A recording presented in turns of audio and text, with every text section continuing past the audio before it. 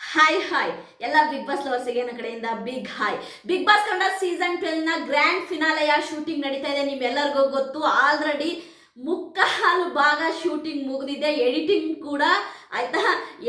ಕೂಡ ನಡೀತಾ ಇದೆ. ಆಲ್ರೆಡಿ ನಿಮಗೆ ಬಿಗ್ ಬಾಸ್ ಕನ್ನಡ ಸೀಸನ್ 12 ನ ಫಿನಾಲೆಯ ಅಪ್ಡೇಟ್ಗಳು ಬರೋಕ್ಕೆ ಸ್ಟಾರ್ಟ್ ಆಗಿದೆ.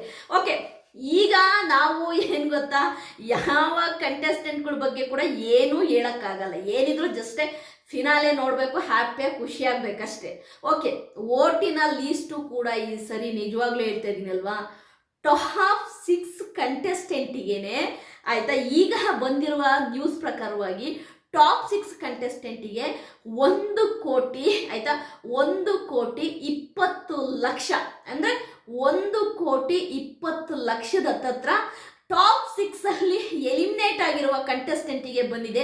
ನಿಜವಾಗ್ಲೂ ಗ್ರೇಟ್, ಸೂಪರ್. ಅಂದರೆ ಆ ವೋಟಿಂಗ್ ಎಲ್ಲ ನಿಜವಾಗ್ಲೂ ಟಾಪ್ 6 ಕಂಟೆಸ್ಟೆಂಟಿಗೆ 1 crore ಹೆಚ್ಚಿಗೆ ವೋಟ್ ಬಂದಿದೆ ಅಂದರೆ ನಿಜವಾಗ್ಲೂ ಕೂಡ ಅವರು ಏನೋ ಒಂದು ರೀತಿಲಿ ಬಿಗ್ ಬಾಸ್ ಮನೇಲಿ ಅವ್ರದ್ದೇ ಆದ ಒಂದು ಗೇಮ್ ಆಡಿದ್ದಾರೆ ಅನ್ನೋದು ಗೊತ್ತಾಗ್ತಾ ಇದೆ. Okay, Bigg Boss Kannada season 12 finale ನಡೀತಾ ಇದೆ. ನಿಮ್ಮೆಲ್ಲರಿಗೂ ಗೊತ್ತು, ಟಾಪ್ 6 ಎಲಿಮಿನೇಟ್ ಕೂಡ ಆಗಿದೆ. Top 6 Bigg Boss Kannada season 12 top 6 contestant eliminate ಆಗಿದ್ದಾರೆ. ಅವ್ರು ಯಾರಪ್ಪ ಅಂದರೆ ಧನುಷ್ ಗೌಡ ಅವರು ಟಾಪ್ 6 ಎಲಿಮಿನೇಟ್ ಆಗಿದ್ದಾರೆ. ನಾವೆಲ್ಲರೂ ಕೂಡ ಹೇಳ್ತಾ ಇದ್ದು ಅವರಿಗೆ ಸೇಫ್ ಗೇಮರು, ಏನು ಗೇಮ್ ಆಡ್ತಾ ಇಲ್ಲ, ಬರೀ ಸೇಫ್ ಆಗಿದ್ದಾರೆ, ಎಲ್ಲೂ ಕೂಡ ಸ್ಟ್ಯಾಂಡ್ ತಗೊಂತ ಇಲ್ಲ, ಗೇಮ್ ಬಿಟ್ಟರೆ ಬೇರೆ ಏನೂ ಇಲ್ಲ.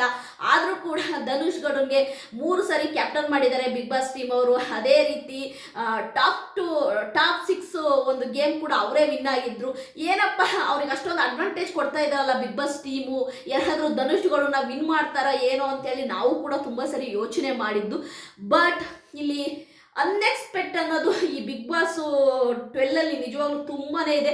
ದಯವಿಟ್ಟು ಎಲ್ಲರಿಗೂ ನಾನು ಒಂದೇ ಒಂದು ಹೇಳ್ತಾ ಇರೋದು, ಕನ್ಕ್ಲೂಷನಿಗೆ ಬರಬೇಡಿ. ನಾವು ಕೂಡ ಗಿಲ್ಲಿ ನಟನ್ಗೆ 37 crore ವೋಟ್ ಬಂದಿರೋದು ಗಿಲ್ಲಿ ನಟನ್ಗೆ ಅಂತಲೇ ನಾವು ಅಂದ್ಕೊಂಡಿದ್ದೀವಿ. ಬಟ್ ಏನೋ ಮುಂದೆ ಇದೆ, ನಿಜವಾಗ್ಲೂ ಅನ್ಎಕ್ಸ್ಪೆಕ್ಟ್ ಆಗಿ ಏನೋ ನಡೆಯುತ್ತೆ. ನಿಜವಾಗ್ಲೂ ರಕ್ಷಿತಾ ಫ್ಯಾನ್ಸ್ ಆಗಲಿ ಆಯ್ತಾ, ಗಿಲ್ಲಿ ಫ್ಯಾನ್ಸ್ ಆಗಲಿ, ಅಶ್ವಿನಿ ಗೌಡ ಫ್ಯಾನ್ಸ್ ಆಗಲಿ, ಯಾರೂ ಕೂಡ ಕಳ್ಕೊಳಕ್ಕೆ ಹೋಗಬೇಡಿ.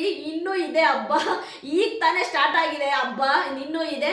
ಓಕೆ, ಟಾಪ್ 6 ಕಂಟೆಸ್ಟೆಂಟ್ ಆಗಿ ಎಲಿಮಿನೇಟ್ ಆಗಿರುವಂತಹ ಧನುಷ್ ಗೌಡ ಅವರಿಗೆ ಆಲ್ ದ ಬೆಸ್ಟ್ ಹೇಳೋಣ, ಒಳ್ಳೇದಾಗಲಿ.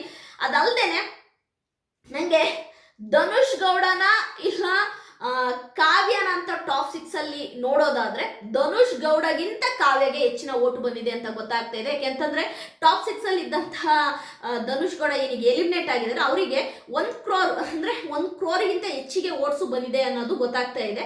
ಆದರೆ ಇಲ್ಲಿ ಕಾವ್ಯನ್ಗೆ ಹೋಲಿಸಿದ್ರೆ ಧನುಷ್ ಗೌಡಗಿಂತ ಜಾಸ್ತಿ ಓಟ್ ಬಂದಿದ್ದಾವೆ ಕಾವ್ಯನ್ಗೆ ಅನ್ನೋದು ಗೊತ್ತಾಗ್ತಾ ಇದೆ. ಅದಲ್ಲದೆ ರಘು ಸರ್ ಇದಾರಲ್ಲ, ರಘು ಸಾರು ಮತ್ತು ಕಾವ್ಯನ ಎರಡನ್ನೂ ಇಟ್ಕೊಂಡು ನೋಡಿದ್ರೆ ರಘು ಸಾರ್ಗಿಂತ ಕಾವ್ಯನ್ಗೆ ಹೆಚ್ಚಿಗೆ ಓಟ್ ಬಂದಿದೆ ಅನ್ನೋದು ಗೊತ್ತಾಗ್ತಾ ಇದೆ. ನೋಡೋಣ ನಿಮಗೆ ಟಾಪ್ 5 ಯಾರು ಎಲಿಮಿನೇಟ್ ಆಗಿದ್ದಾರೆ ಅಂತೇಳಿ ವೆರಿ ಸೂನ್ ನಿಮ್ಮ ಮುಂದೆ ಬರ್ತೀನಿ. ಅದಲ್ಲದೆ ಟಾಪ್ 6 ಎಲಿಮಿನೇಟ್ ಆಗಿರುವಂತಹ ಧನುಷ್ ಗೌಡ ಆಯ್ತಾ ಕಾವ್ಯಗಿಂತ ಬೆಟ್ರಾ ಅಂತ ಕೇಳೋದಾದ್ರೆ ಖಂಡಿತವಾಗ್ಲೂ ಇಲ್ವೇ ಇಲ್ಲ. ಯಾಕೆಂತಂದ್ರೆ ಇಲ್ಲಿ ಸೈಲೆಂಟ್ ಆಗಿರೋದಕ್ಕೂ ಸ್ಟ್ಯಾಂಡ್ ತಗೊಳೋದಕ್ಕೂ ವ್ಯತ್ಯಾಸ ಇದೆ. ಧನುಷ್ ಕೂಡ ಕೆಲವೊಂದು ಕಡೆ ತುಂಬ ಸೈಲೆಂಟ್ ಆಗಿದ್ರು, ಬರೀ ಗೇಮ್ ಅಷ್ಟೇ. ಬಟ್ ಕಾವ್ಯ ಅವಳು ಎಲ್ಲೆಲ್ಲಿ ಸ್ಟ್ಯಾಂಡ್ ತಗೋಬೇಕು ಅಲ್ಲಿ ಸ್ಟ್ಯಾಂಡ್ ತಗೊಂಡಿದ್ದಾಳೆ, ಮತ್ತೆ ಅವಳಿಗೋಸ್ಕರವಾಗಿ ಅವಳು ನಿಂತಿದ್ದಾಳೆ. ಹಾಗಾಗಿ ಜನ ಅವಳಿಗೆ ಓಟ್ ಹಾಕಿದ್ದಾರೆ. ಯಾಕೆಂದರೆ ನೀವು ನಂಬ್ತಿರೋ ಇಲ್ವೋ, ಕಾವ್ಯನಿಗೆ ಒಂದು ಕಡೆಯಿಂದ ಸಪೋರ್ಟ್ ಸಿಗ್ತಾ ಇದೆ. ಯಾಕೆ ಅಂತಂದರೆ ಇಷ್ಟು ವಾರ ಇದ್ದಾಳೆ ಅಂತಂದರೆ ಸುಮ್ಮನೆ ಅಲ್ಲ, ಅವಳಿಗೂ ಓಟುಗಳು ಹಾಕುವಂತಹ ಫ್ಯಾನ್ಸು ಮತ್ತು ಪ್ರೇಕ್ಷಕರು ಕೂಡ ಅವಳನ್ನ ಇಷ್ಟಪಟ್ಟಿದ್ದಾರೆ. ಹಾಗಾಗಿನೇ ಅವಳಿಗೆ ಓಟ್ ಬಿದ್ದಿರೋದು. ಈಗ ಟಾಪ್ 6 ಎಲಿಮಿನೇಟ್ ಆಗಿರೋ ಧನುಷ್ ಗೌಡ್ಗೆ 1 crore ಸಮಥಿಂಗ್ ಓಟ್ ಅಂದರೆ ನೀವು ಕಾವ್ಯಗೆ ಅದಕ್ಕಿಂತ ಜಾಸ್ತಿ ಓಟ್ ಬಿದ್ದಿರುತ್ತೆ. ಹಾಗಾಗಿ ಕಾವ್ಯ ಉಳ್ಕೊಂಡಿದ್ದಾರೆ. ಧನುಷ್ ಗೌಡ ಅವ್ರಿಗೆ ಆಲ್ ದ ಬೆಸ್ಟ್ ಹೇಳೋಣ. ನಿನ್ನ ಟಾಪ್ 5 ಯಾರು ಎಲಿಮಿನೇಟ್ ಆಗಿದ್ದಾರೆ ಅಂತೇಳಿ ವೆರಿ ಸೂನ್ ನಿಮ್ಮ ಮುಂದೆ ಬರ್ತೀನಿ. ನನ್ನ ವಿಡಿಯೋ ನಿಮಗೆ ಇಷ್ಟ ಆದರೆ ಲೈಕ್ ಮಾಡಿ, ಸಬ್ಸ್ಕ್ರೈಬ್ ಮಾಡಿ. ಬಾಯ್.